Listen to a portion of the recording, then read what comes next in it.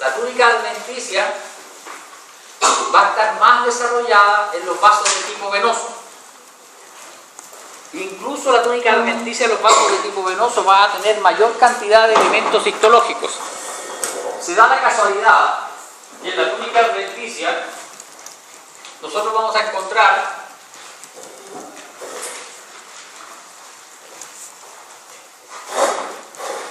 vasos sanguíneos. En la túnica adventicia, de todos los vasos sanguíneos vamos a encontrar vasos sanguíneos. Y esos vasos sanguíneos que están presentes en la túnica adventicia de todos los vasos sanguíneos se llaman vasa vasorum.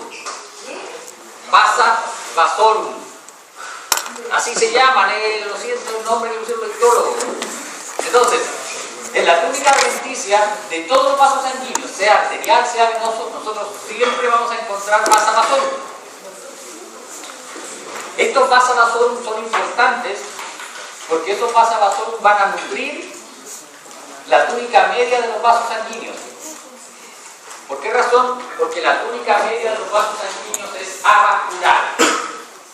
Ya sean arterias o sean venas, la túnica media es avascular. En algunos casos muy exclusivos, algunas arterias que tienen muy desarrollada la túnica media suelen contener vasos sanguíneos en la porción externa de su túnica media. Pero lo normal es que todos los vasos carezcan de vascularización en la túnica media. Entonces, si nosotros tenemos una arteria, las arterias llevan sangre con nutrientes y oxígeno en su lumen. Por lo tanto, la nutrición se puede realizar por difusión. Y el resto de la túnica media se nutre también por difusión desde la túnica adventicia. Pero en el caso de las venas, que llevan sangre sin nutrientes y sin oxígeno, se hace muy relevante la presencia de los vasos sanguíneos que están en la túnica adventicia. Es por esta razón de que la túnica adventicia de las venas es más desarrollada y además contiene más elementos histológicos de tipo vascular. ¿Ya? Es decir, la túnica adventicia de una vena es más rica en vasa vasorum. ¿Me da la siguiente diapo, por favor? Esta diapo... Esta diapo lo que hace es ilustrar lo que habíamos estado conversando.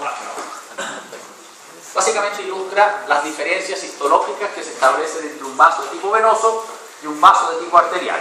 Y lo primero que destaca es que ambos están constituidos por tres capas o túnicas o láminas. Tres túnicas o capas.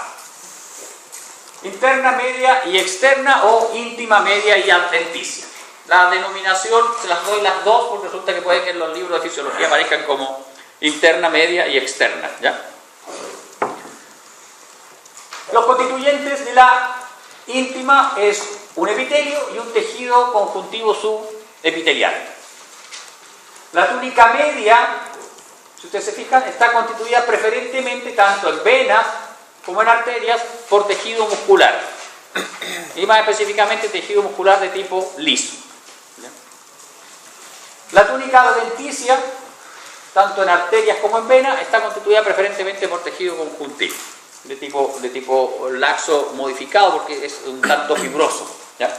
Sin embargo, los libros lo describen como laxo. ¿Ya? Próxima. Y a nivel de los vasos más pequeños, estos vasos que son los que entran en contacto con los tejidos, que son los vasos que realizan el intercambio con los tejidos, nos damos cuenta que desaparece la túnica adventicia y también desaparece la túnica media. ¿Por qué razón? Porque un vaso que va a realizar intercambio con los tejidos no requiere una túnica muscular, no requiere una túnica adventicia. Él tiene que realizar intercambio y para que se realice intercambio entre un tejido y un vaso sanguíneo se requiere que la pared sea lo más delgada posible. Y de hecho, los vasos de tipo capilar, que son los vasos en donde se realiza intercambio junto con las vénulas postcapilares, esos vasos tienen una túnica íntima modificada. En los capilares, a nivel del capilar,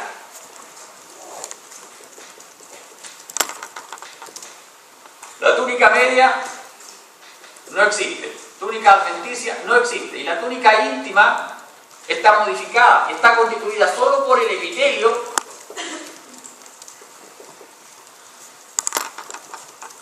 una membrana basal, que en algunos casos, dependiendo de la funcionalidad del capilar que estemos analizando, puede estar modificada. ¿Recuerdan ustedes en renal? La membrana basal de este vaso estaba modificada. ¿Por qué? Porque la funcionalidad del vaso sanguíneo era muy particular. Entonces, los vasos sanguíneos van a tener una túnica de tipo capilar, van a tener una túnica íntima que va a estar constituida por un epitelio y una membrana basal que va a ser lo que va a constituir su túnica íntima. En este caso no existe tejido conjuntivo por debajo del epitelio, ¿ya? Eso fue modificado. Ahora bien, para poder mantener el calibre del vaso sanguíneo, en el caso de los capilares, nosotros vamos a tener, reemplazando a los elementos musculares, vamos a tener a una célula.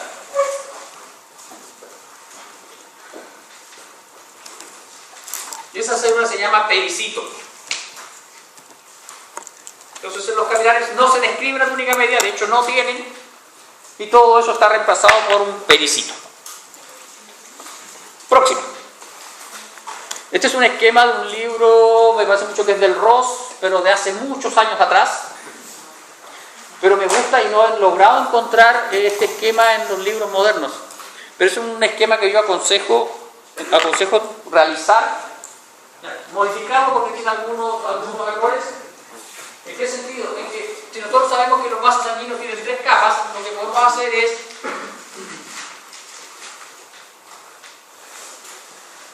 realizar un diagrama, y uno lo que hace es poner los distintos elementos. Por ejemplo, si analizamos la túnica íntima del vaso sanguíneo, analizamos los distintos elementos que tiene y vamos, acá ponemos arterias, capilares, venas. Entonces vamos picando con cruces los distintos elementos y nos hacemos un diagrama similar al que aparece en el Gardner. En el Gardner hay unas tablas donde están los vasos sanguíneos y los distintos constituyentes de cada capa, porque así uno se hace mejor la relación. Ahora bien, las tablas que existen en el Gardner son bastante taxativas y generan un conflicto en la gente, en el sentido de que las tablas del Gardner dicen las arterias de tal tipo tienen esto y todo.